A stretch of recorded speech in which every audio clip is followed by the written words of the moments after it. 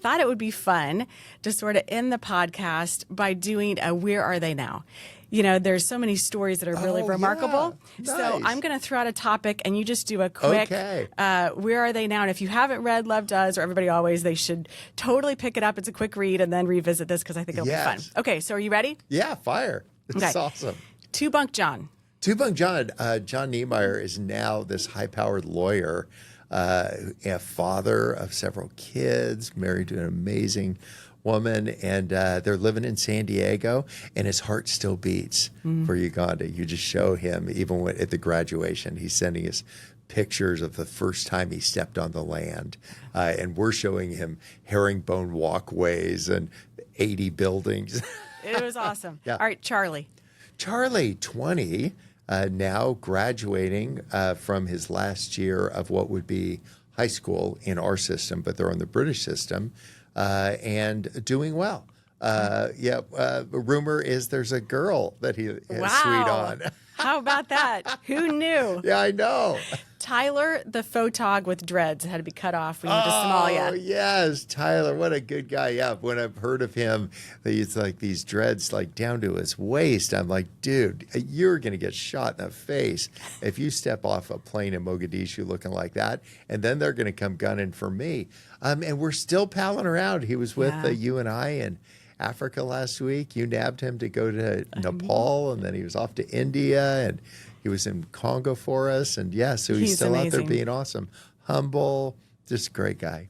Have you sailed to Hawaii again? Now you know the difference between North and True North. Yes, I haven't done, we've done 2 trips there and back, but we haven't gone a third time, but I'm itching to. All right, in the future. What about, do you still have your office at Disneyland?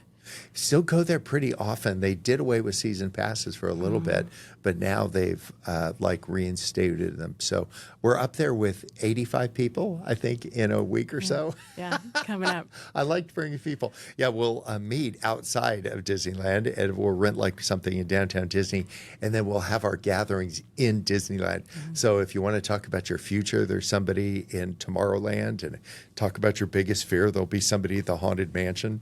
I love that. They haven't actually given us permission, but I'm like, sue me. Do you miss practicing law?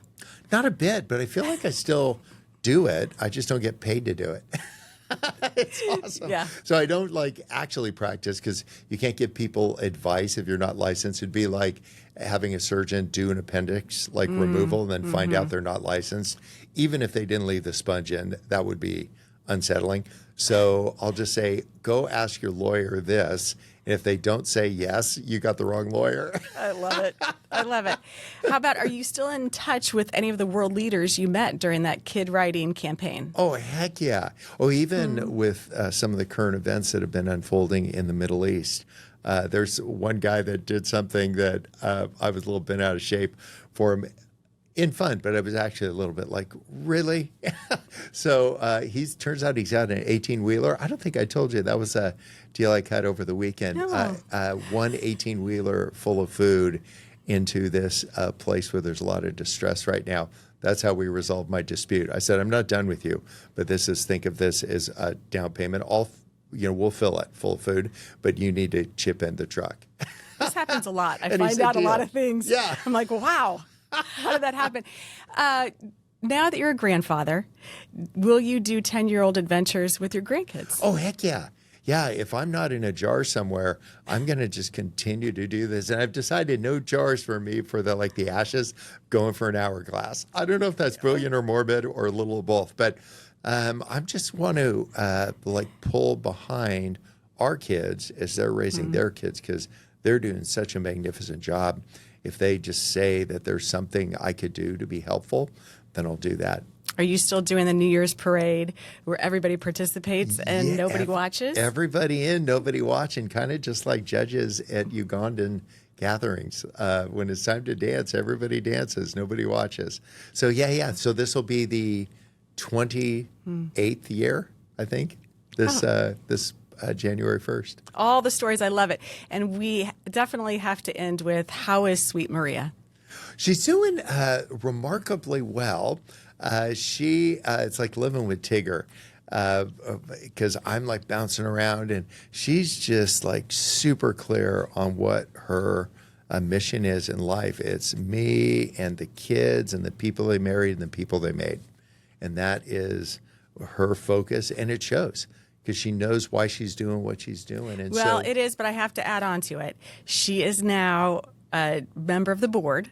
Yes, which I love, and she's gotten involved with our Love Does Home, and I really value her insight and wisdom and support. You know, I met her 25 years ago. I think I met her before I met you, and it's a pretty cool thing to have had so many shared experiences over the years and to have her a little bit more involved. Yeah, she's the wise owl. Like when I talk and people are like grinning or like looking at iPhones and emails they need to answer, but when she talks, everybody listens.